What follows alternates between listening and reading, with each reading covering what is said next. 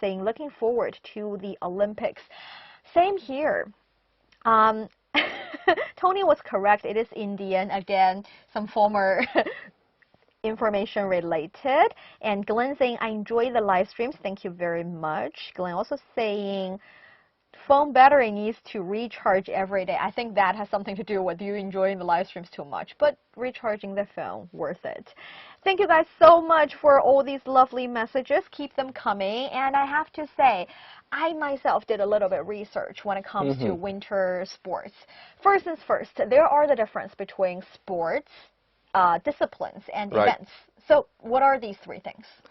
Well, I would say disciplines more detailed, and the events are even more detailed than the disciplines. I think there are 15 disciplines of sports, and you can further divide those disciplines into different events. That's very complicated. Yeah, because I read that when it comes to events, each event would, let's say, generate one medal. Well, gold actually medal. three medals. One gold medal. Yes. So there are 109 events in 7 sports in 15 disciplines for the Olympic Games next year. And when it comes to Winter Games, I feel like Winter Games can be quite different from Summer Games. So when it comes to Summer Games, we think about pushing the limits of our own physique. So we want to run faster. We want to jump higher. We want to be stronger. We can lift heavy stuff. But I don't know if I'm right here. That is, for Winter Games, I feel like we're pushing the limits in the sense of being a daredevil in extreme environments, in extreme conditions. So 我们在追求的极致，不光是自己身体的极致，还有环境的极致。Well, that's a very interesting perspective you put there. Really? Because people see winter sports differently.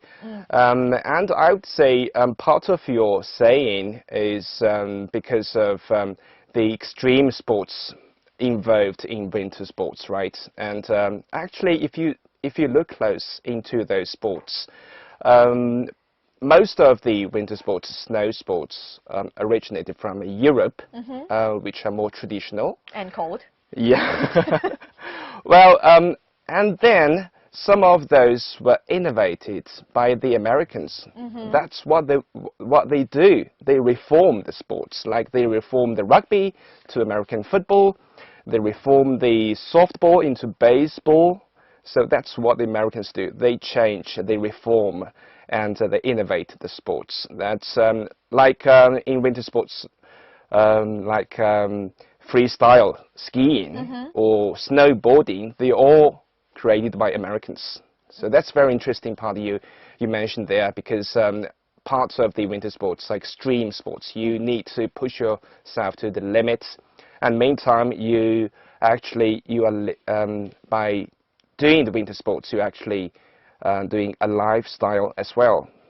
Yeah, I think you're totally right, because when I'm looking at all the 15 different disciplines, which are, I would say, the cap that I have here to remember all the different names, but let's have a readout. I'm not going to explain each and every discipline, but you guys can take a look at them later. So we have alpine skiing, no matter if it's in the Alp mountain, we call it alpine skiing now. And we have, it is actually. Yes, we have biathlon.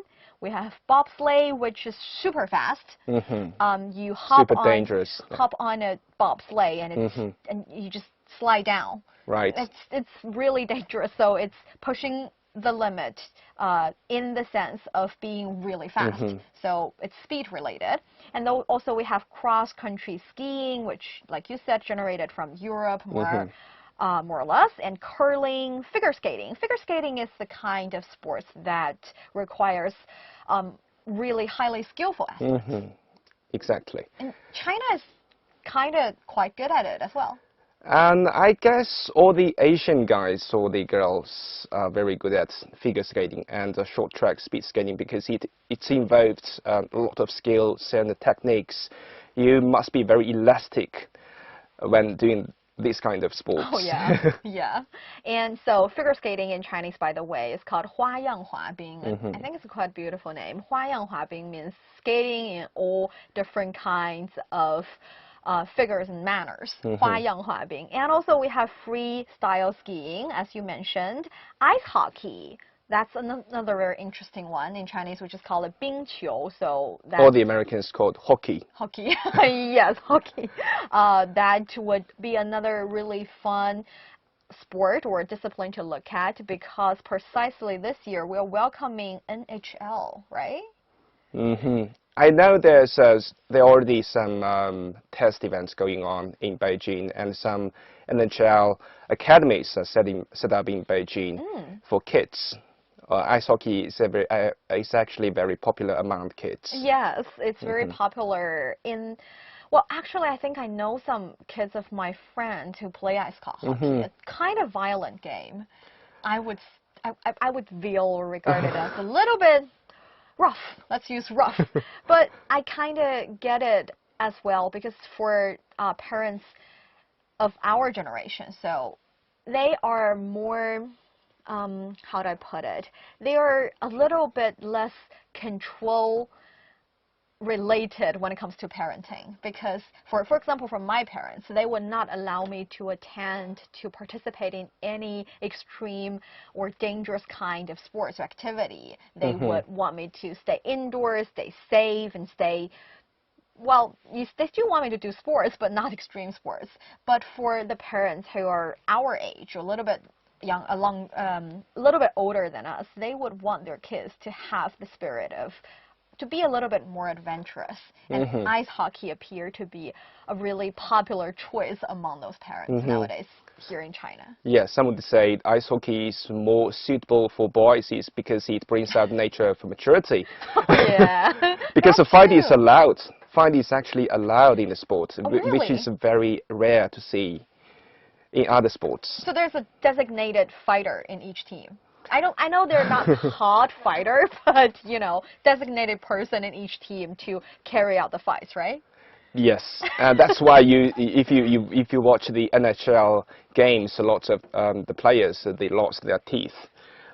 Ooh, I see. That's kind of cool as well. That's cool. That's cool. Oh, okay. So hockey and luge, another really dangerous, really fast sport. And also we have the Nordic combined, again generated from Europe, and short track speed skating. That has the word speed in the name, so it must, again, have something to do with pushing the limits in terms of speed. Well, speed skating and short track speed skating are completely different. I mean, speed skating, it's more about power. It's more about how you accelerate, it's about strength. So that's why you see more Europeans are good at speed skating. Meanwhile, the short track speed skating are more involved with techniques and skills. That's why you see more Asian very good at short track events like South Koreans and Chinese. Yeah, that I know. Yeah, that is short track speed skating and speed skating. In Chinese, we say 短道速滑 和速度滑冰, two separate disciplines. Totally different. And also we've got skeleton, another very dangerous board, or, well, in the name skeleton on ice that you can hop on and start sliding, be very fast, a little bit dangerous, actually a lot dangerous. And we also have ski jumping. That is another snow-related sports. And snowboard. I think snowboard might be one of the most pretentious in a good way kind of sports I've ever seen. So you get to be really cool. You can play all these different tricks. You can enjoy a competition among your bros. And it is also getting really popular here in China. Actually, I've got a short video showcasing an activity, a competition among snowboarding lovers here in the Hutongs in Beijing. So how about we check that out? 我们来看一下胡同 battle 这样一个有趣的视频. Let's check out the video.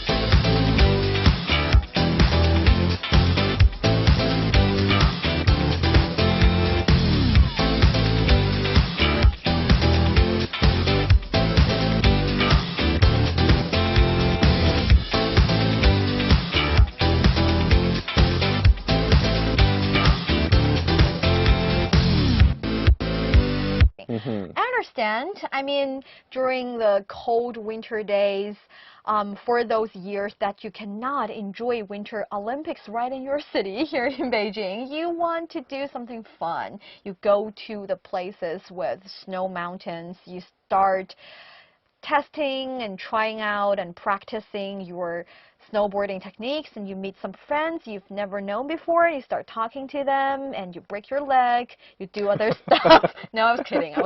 You don't break your leg. I'm just saying, when you're tired, you still get to, chat with the new friends and discussing your different techniques and enjoying a fun conversation among each other. That's very, let's say, social promoting kind of activity. Yeah, that's a part of the how you socialize these days, especially in winter. I don't know if you noticed it or not, and more people are willing to try out winter sports, especially in Beijing. The outskirts of Beijing offers many ski resorts.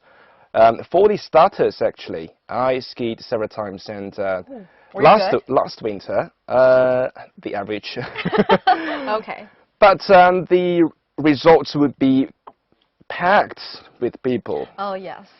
That shows the enthusiasm of people. Certainly growing. Yeah, for people here in Beijing. I mean, as I understand, even though we say that actually Altai is the birthplace of snowing, that is a prefecture in Xinjiang, it was more related to military acts, to hunting, to people's. It's more like a transportation ways. It's not a entertaining activity. But nowadays, when we're talking about winter sports, it's to start with a sports and also an activity. So during your, let's say, reporting experience, do you find, let's say, the culture of winter sports here in China a little bit different?